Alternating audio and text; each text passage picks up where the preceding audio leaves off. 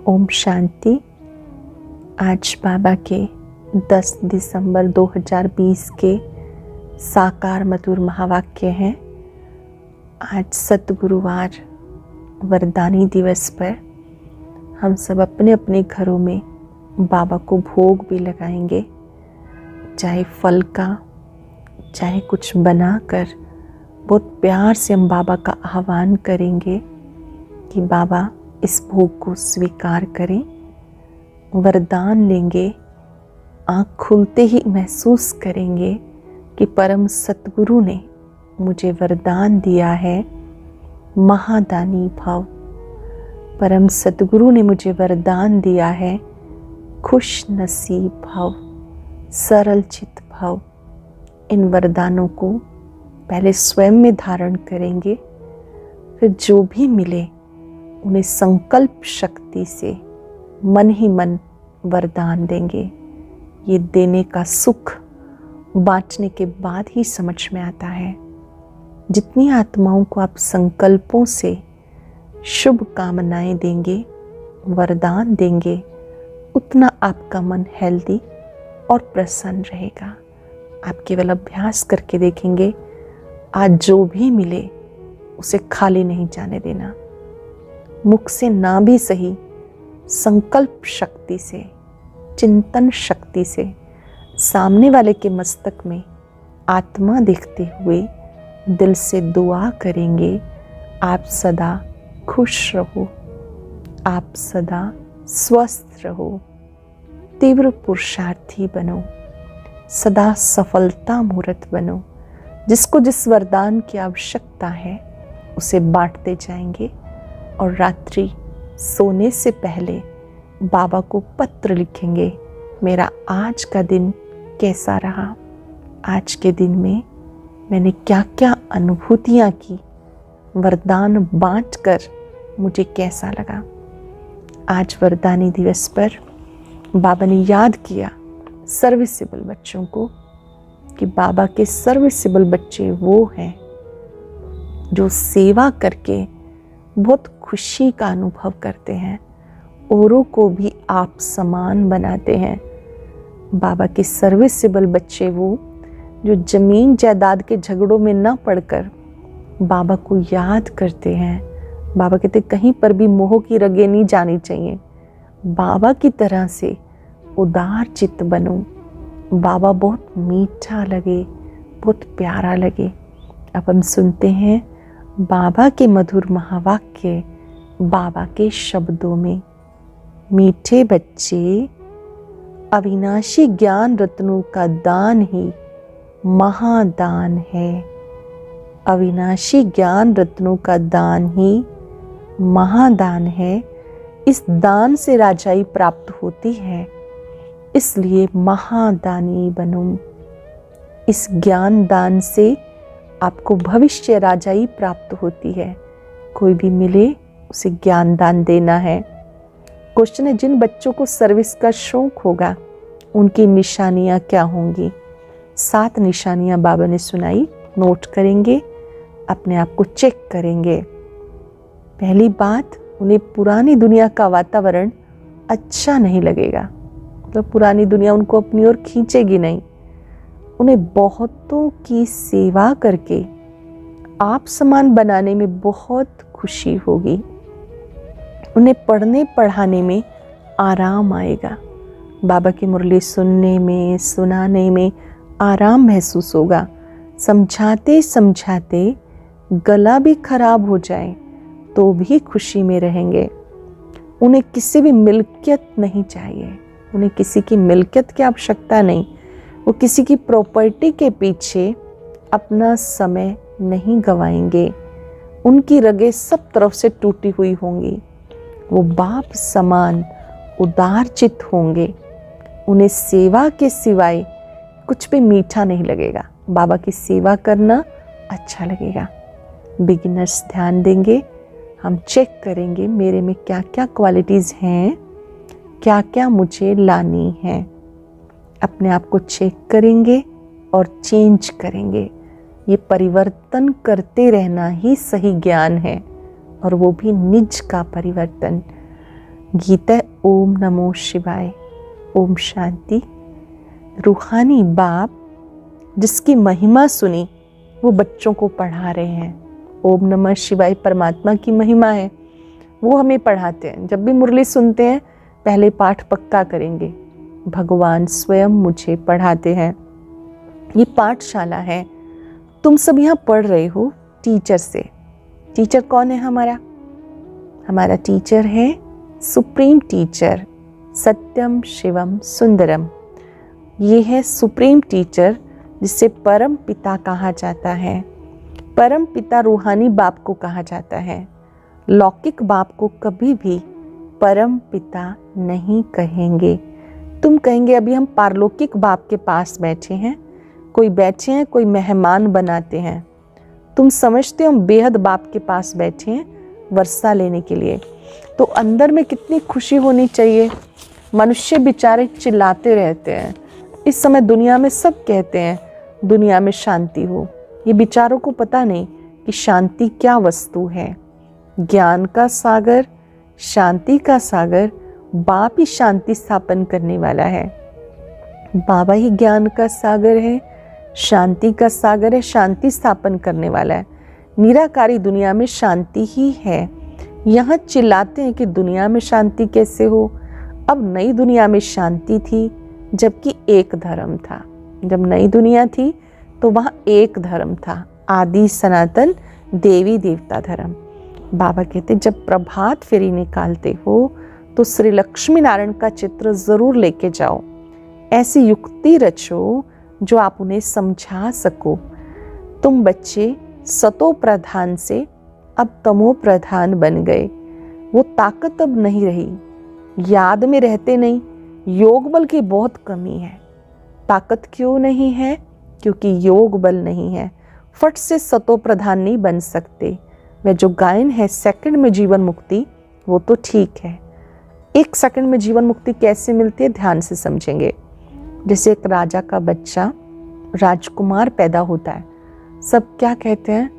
राजकुमार आ गया, गद्दी का वारिस आ गया। वो बैठेगा तो 25-30 साल की उम्र में, पहले से ही सब उसको वारिस समझते हैं। ठीक इसी तरह से जब हमें निश्चय हो जाता है मैं बाबा का बच्चा हूँ, तो हम जीवन मुक्ति के अधिकारी बन जाते हैं। पुरुषार्थ में तो टाइम लगता है, लेकिन निश्चय 1 सेकंड में हो जाता है। तो 1 सेकंड में जीवन मुक्ति गाई हुई है। 1 सेकंड में जीवन मुक्ति वो तो ठीक है। तुम ब्राह्मण बने हो तो जीवन मुक्त हो गए। फिर जीवन मुक्ति में भी सर्वोत्तम, मध्यम और कनिष्ठ होते हैं। बाबा का बनते हैं तो जीवन मुक्ति मिलती है। भले बाबा का बनकर बाबा को कोई छोड़ भी जाते हैं तो भी जीवन मुक्ति जरूर मिलेगी। बड़ी सुंदर सी बात बाबा कह रहे हैं। कोई कोई बाबा का बन के चलते चलते छोड़ भी देते हैं, तो बाबा कहते हैं जितना पुरुषार्थ किया ना वो व्यर्थ नहीं जाएगा, क्योंकि ज्ञान का बीज अविनाशी है। वो आत्मा स्वर्ग में जरूर जाएगी, भले कम पद होगा लेकिन जाएगी जरूर। स्वर्ग में झाड़ू लगाने वाले बन जाएंगे, स्वर्ग में तो जाएंगे, बाकी पद कम मिल जाता है। बाप अविनाशी ज्ञान देते हैं, उसका कभी विनाश नहीं होता। बच्चों के अंदर में खुशी के ढोल बजने चाहिए, अंदर ही अंदर खुशी के ढोल बजने चाहिए। कौन मिला, क्या कह रहा है, क्या समझा रहा है, ये याद करके खुशी के ढोल बजने चाहिए। ये हाय हाय होने के बाद वाह वाह होनी है। तुम अब ईश्वरीय संतान हो, ये बात याद करनी। मैं ईश्वरीय संतान हूँ, ईश्वर का बच्चा हूँ, फिर बनेंगे दैवी संतान। इस समय तुम्हारा ये जीवन हीरे तुल्य है। जिस समय आप बाबा को पहचानते हो ये जीवन हीरे तुल्य है। तुम भारत की सर्विस कर भारत को पीसफुल बनाते हो, वहाँ पवित्रता, सुख, शांति सब रहती है। ये जीवन तुम्हारा देवताओं से ऊंचा है। इस समय बाबा कहते जो जीवन है आपका देवी देवताओं से भी ऊंचा है। अब तुम बाप को, सृष्टि चक्र को भी जानते हो। इस समय इस जीवन में बाबा को भी जानते हो और सृष्टि चक्र को भी जानते हो। बाबा कहते हैं इस समय तो चारों तरफ रावण का राज्य है। सतयुग में रावण होता नहीं, वहाँ कोई भी दुखी नहीं, इसलिए गॉड को भी याद नहीं करते हैं। यहाँ सब गॉड को याद करते हैं, समझते हैं गॉड ही विश्व में शांति करेंगे, इसलिए बाबा आकर रहम करो, दुख से लिबरेट करो। बच्चे बाप को बुलाते हैं क्योंकि बच्चों ने ही सुख देखा है। बाबा कहते मैं तुम्हें पवित्र बना के साथ ले जाऊंगा। जो पवित्र नहीं बनेंगे वो तो सजा खाएंगे। इसमें मनसा वाचा कर्मणा, पवित्र रहना है। मनसा बहुत अच्छी चाहिए, इसमें मेहनत करनी है, अपने ऊपर मेहनत करनी है। मेरे मन में कभी भी किसी के लिए कोई बुरे ख्यालात ना आए। देखिए मन हमेशा सोचता रहता है। अगर आप व्यर्थ सोचेंगे, नेगेटिव सोचेंगे, व्यस्त पास्ट के बारे में सोचेंगे तो मन कमज़ोर हो जाएगा। हमें मन को कमज़ोर नहीं बनने देना। बाबा के सिवाय कोई याद ना आए। बाबा समझाते अभी मनसा तक आएंगे जब तक कर्मातीत अवस्था हो, जब तक हमारी फाइनल स्टेज हो तब तक मन में विचार आ सकते हैं। विचार को विचार से बदलेंगे। Don't suppress your mind. अपने माइंड को चैनलाइज करेंगे, एक सही दिशा देंगे। दिशा निर्देश होना अपने मन के लिए सही दिशा चुनना बहुत ज़रूरी है। जैसे मान लीजिए मन में गलत विचार आया, अच्छा विचार क्रिएट करेंगे। स्मरण रहे, अच्छे विचार आएंगे नहीं, लाने पड़ेंगे। अच्छे विचारों का सृजन करें। बगीचे लगाए जाते हैं, जंगल उग जाते हैं, तो अच्छे विचारों को अपने मन में लाएंगे तो व्यर्थ विचार समाप्त हो जाएंगे। अभी मनसा तक तो आएंगे जब तक कर्मातीत अवस्था हो। हनुमान मिसल अडोल बनो, उसमें बड़ी मेहनत चाहिए। जो आज्ञाकारी वफादार सपूत बच्चे हैं, बाप का प्यार उन पे जास्ती रहता है। 5 विकारों पर न जीत पाने वाले इतने प्यारे नहीं लगेंगे। जो बाबा का बनकर विकारों पे जीत पाते हैं तो बाबा क्या कहेंगे उनको? शाबाश बच्चे। परिवर्तन को देखकर बाबा कहेंगे ना, वहाँ बच्चे वहाँ। तुम बच्चे जानते हो हम कल्प कल्प बाबा से वर्षा लेते हैं, तो कितनी खुशी का पारा चढ़ना चाहिए। हर कल्प हम बाबा से वर्षा लेते हैं, स्वर्ग की बादशाही लेते हैं, तो कितनी खुशी रहनी चाहिए। ये पुरानी दुनिया कब्र दाखिल होनी है। हम परिस्थान में जाने के लिए कल्प पहले मिसल पुरुषार्थ करते रहते हैं।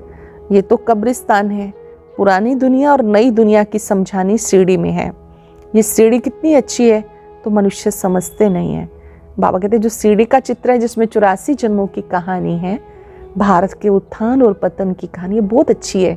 कैसे हम परम धाम से जब आए तो यहाँ सतयुग था, हमने 8 जन्म लिए, देवता घराना था, फिर त्रेता युग आया, 12 जन्म लिए, श्री लक्ष्मी नारायण का राज्य हुआ, द्वापर में देह अभिमान आ गया, 21 जन्म हुए, कलयुग में 42 संगम पर 1।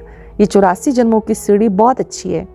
यहाँ सागर के कंठे पर रहने वाले भी पूरा समझते नहीं। तुम्हें ज्ञान धन का दान जरूर करना है। धन दिए धन ना खुटे, दानी महादानी कहते हैं। जो हॉस्पिटल धर्मशाला बनाते हैं उसे महादानी कहते हैं। जो दान पुण्य करते हैं उनको दानी महादानी कहते हैं। किसी ने हॉस्पिटल बना दिया, धर्मशाला बना दी, उसका फल दूसरे जन्म में अल्पकाल के लिए मिलता। समझो धर्मशाला बनाते हैं तो दूसरे जन्म में मकान का सुख मिलेगा। कोई बहुत धन दान करते हैं तो अगर कोई बहुत धन दान करते हैं तो राजा के घर में, साहूकार के घर में जन्म लेते हैं, वो दान से बनते हैं। और तुम पढ़ाई से राजाई प्राप्त करते हो। स्थूल धन दान भी व्यर्थ नहीं जाता, उसका भी जमा होता है। ज्ञान दान करने वाले राजाई प्राप्त करते हैं। पढ़ाई भी है, दान भी है। यहाँ है डायरेक्ट, भक्ति में इनडायरेक्ट। शिव बाबा तुम्हें पढ़ाई से ऐसा बनाते हैं। शिव बाबा के पास है अविनाशी ज्ञान रतन। एक एक रतन लाखों रुपयों का है। ये जो ज्ञान रतन है बाबा कहते बड़े अमूल्य हैं। एक एक रतन लाखों रुपयों का है। बाबा कहते तुम बच्चों को इस पढ़ाई का बहुत शौक होना चाहिए। महारथी, घोड़ेसवार और प्यादे होते हैं। 3 प्रकार के बच्चे हैं। कोई महारथी हैं, कोई घोड़े सवार हैं और कोई पैदल चलने जैसे प्यादे भी हैं। अभी तुम बच्चे चैतन्य में पुरुषार्थ कर रहे हो। दिलवाड़ा मंदिर तुम्हारा यादगार है। तुम कहेंगे चैतन्य दिलवाड़ा मंदिर है, तुम हो गुप्त, इसलिए तुम्हें कोई जानते नहीं। माउंट आबू में दिलवाड़ा मंदिर है, बहुत सुंदर। उसमें तपस्वियों को दिखाया हुआ जिनके नेत्र खुले हुए हैं, ऊपर स्वर्ग के चित्र हैं। तो बाबा कहते एक तरफ तो आप चैतन्य में तपस्या कर रहे हो माउंट आबू में, दूसरी तरफ आपका यादगार है। तुम हो गुप्त, इसलिए तुम्हें कोई जानते नहीं। तुम हो राजऋषि, वो है हठ योग ऋषि। अब तुम ज्ञान ज्ञानेश्वरी हो, ज्ञान सागर तुम्हें ज्ञान देते हैं। तुम अविनाशी सर्जन के बच्चे हो। सर्जन ही नब्ज देखेगा, जो अपनी नब्ज को ही नहीं जानते दूसरे को फिर कैसे जानेंगे। तुम अविनाशी सर्जन के बच्चे हो। ज्ञान अंजन सतगुरु दिया, अज्ञान अंधेर विनाश। ये ज्ञान इंजेक्शन है, आत्मा को इंजेक्शन लगता। ये महिमा अभी की है, सतगुरु की महिमा है। गुरुओं को भी ज्ञान इंजेक्शन सतगुरु देते हैं। सभी गुरुओं का भी गुरु सतगुरु एक है। तुम अविनाशी सर्जन के बच्चे हो, तो तुम्हारा धंधा है ज्ञान इंजेक्शन लगाना। डॉक्टरों में भी कोई मास में लाख, कोई 500 भी मुश्किल कमाएंगे। नंबरवार 1-2 के पास जाते हैं। बाबा ने कहा कि कमाने में भी सबकी कमाई एक जैसी नहीं होती है, सब नंबरवार होते हैं। यहाँ पर भी सब बच्चे नंबरवार हैं। बाबा करके ब्रह्मा तन से तुम्हें पढ़ाते हैं। तुम्हें अपना धन भी विश्व कल्याण के लिए लगाना है। तुम धन लगाते हो भारत के कल्याण के लिए। कोई पूछे खर्चा कहाँ से लाते हो, क्या कहेंगे? बोलो, हम अपने ही तन मन धन से सर्विस करते हैं। जो बाबा के बच्चे बनते हैं वो अपना ही तन मन धन लगाते हैं। हम राज्य करेंगे तो पैसा भी तो हम लगाएंगे, हम अपना ही खर्चा करते हैं। हम ब्राह्मण श्रीमत पर राज्य स्थापन करते हैं। जो ब्राह्मण बनेंगे वो ही खर्चा करेंगे। जो बाबा के बच्चे बनते हैं वो एक परिवार बन जाता है, सब मिलकर के बाबा के यज्ञ की सेवा करते हैं। बाबा कहते हैं ऐसे किसी नए को आप नहीं कह सकते हो कि हमारा ये प्रोजेक्ट चल रहा है, आप वहाँ धन लगाओ। नहीं, जो बाबा के बच्चे बने हैं, जिन्होंने बाबा को पहचाना है, उन्हें ही अपना तन मन धन लगाना है। शूद्र से ब्राह्मण बने, फिर देवता बनना है। बाबा कहते हैं सब चित्र ऐसे ट्रांसलाइट के बनाओ जो मनुष्यों को कशिश हो, कोई को झट से तीर लग जाए। चित्र अच्छे होंगे, दूर से अट्रैक्शन होगा, कोई जादू के डर से आएंगे नहीं। मनुष्य से देवता बनाना ही जादू है। भगवान वाच, मैं तुम्हें राजयोग सिखाता हूँ। हठ योगी कभी राजयोग नहीं सिखा सकते। दुनिया में है हठ योगी, प्राणायाम आसन वो सिखाते हैं। शारीरिक रूप से उनका फायदा है, करना चाहिए, लेकिन जो राजयोग है वो हमें मन का राजा बनाता है। जिसका मन तंदुरुस्त है वो अपने शरीर को भी चलाना सीख जाते हैं। ये बातें तुम समझते हो, तुम मंदिर लायक बन रहे हो। इस समय सारी विश्व बेहद की लंका है। बाबा ने कहा सारी ही दुनिया पर इस समय क्या है, रावण का राज्य है।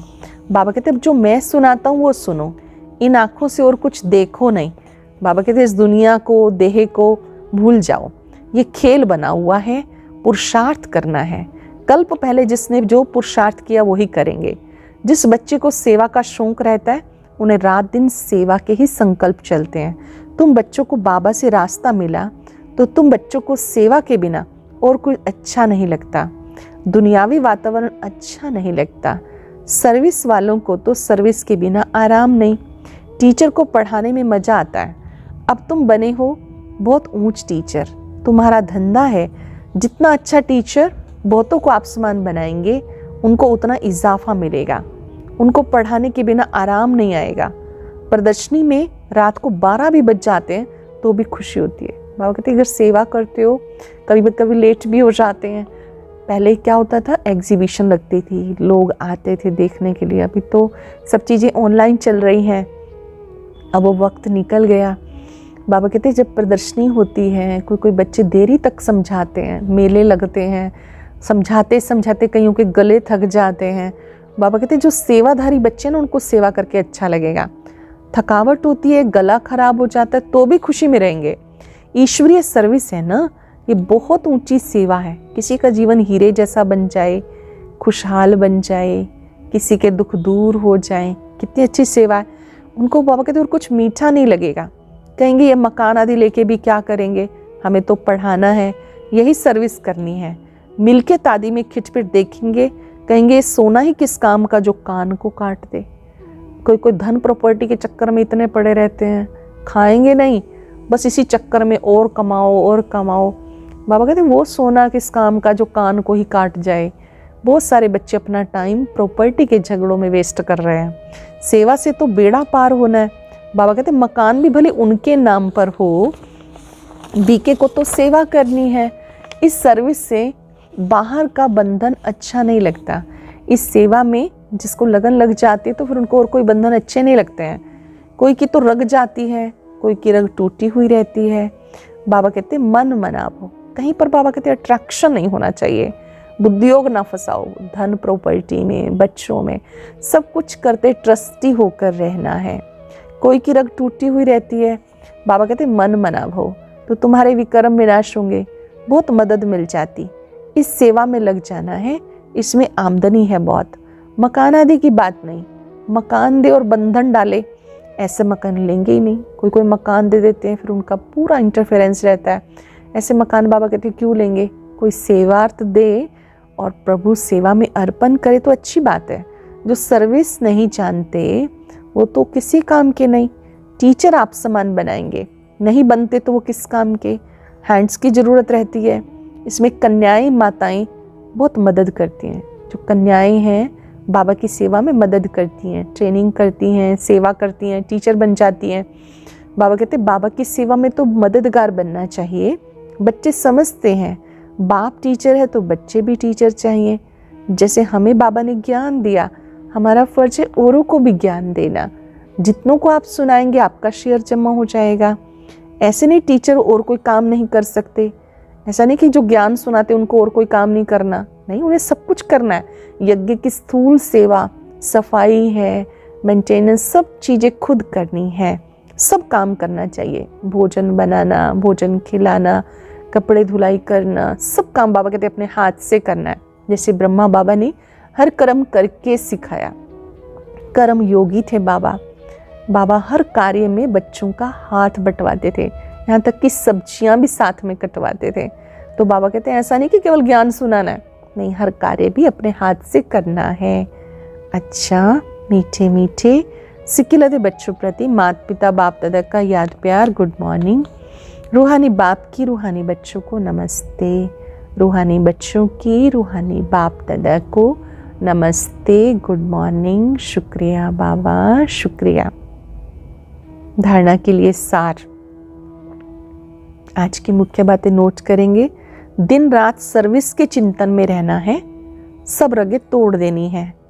सेवा के बिना आराम नहीं, सर्विस कर आप समान बनाना है।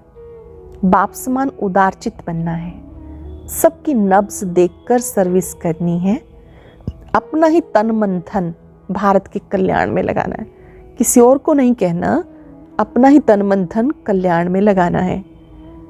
अचल अडोल बनने के लिए आज्ञाकारी वफादार बनना है। बहुत सुंदर वरदान है। अंतर्मुखता की गुफा में रहने वाले देह से न्यारे देही भव। अंतर्मुखता की गुफा में रहने वाले देह से न्यारे देही भव। जो पांडवों की गुफाएं दिखाते हैं ये वही अंतर्मुखता की गुफाएं हैं। जितना देह से न्यारे देही रूप में स्थित होंगे उतना दुनिया के वातावरण से परे हो जाएंगे। जैसे गुफा में बैठते हैं, शांत और एकांत वातावरण होता है, ऐसे बाबा कहते हैं आप भी देह में होते, देह की कुटिया में विराजमान होते, देह से न्यारे हो जाओ, वातावरण के प्रभाव में नहीं आओ। जैसे गुफा के अंदर रहने से बाहर के वातावरण से परे हो जाते हैं, ऐसे अंतर्मुखता की गुफा भी सबसे न्यारा बाप का प्यारा बना देती है। अंतर्मुखी अर्थात अंतर की ओर अपने आप को देखने वाले, आत्मिक स्वरूप का दर्शन करने वाले ऐसे न्यारे और प्यारे हो जाते हैं। बाप का जो प्यारा है वो स्वतः ही सबसे न्यारा हो जाता है। जिसको बाबा से प्यार है वो दुनिया से अपने आप डिटैच हो जाता है। जब तक हम देह से न्यारे नहीं हुए बाबा के प्यारे भी नहीं बन सकते। सरल शब्दों में हमें बीच बीच में अंतर्मुखी बनना है। अपनी दिनचर्या में 10 मिनट 15 मिनट एकांत अवश्य निकालें। जो अपने ट्रैफिक कंट्रोल के टाइम है उसी टाइम को ही थोड़ा सा और बढ़ा ले, एकांत में बैठकर अच्छा अनुभव करें। स्लोगन है साधना बीज है, साधन उसका विस्तार है। विस्तार में साधन को छिपा नहीं देना, साधना को छिपा नहीं देना।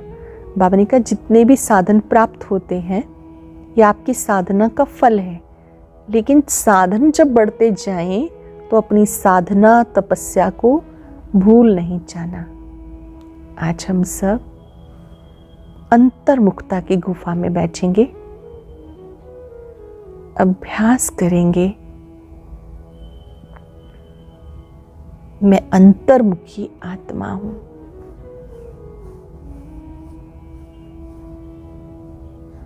इस देह रूपी कुटिया में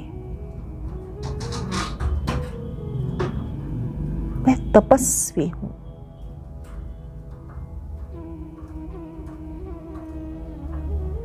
आज मैं आत्मा वरदानी दिवस पर महादानी बनने का संकल्प करती हूं। समस्त विश्व परिवार को इमर्ज करें,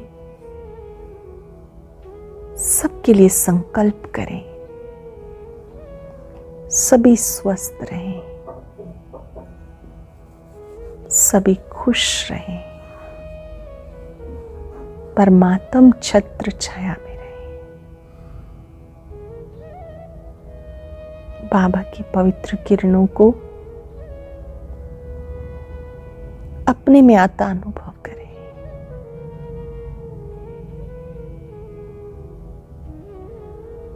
मैं महादानी आत्मा हूं। ओम शांति।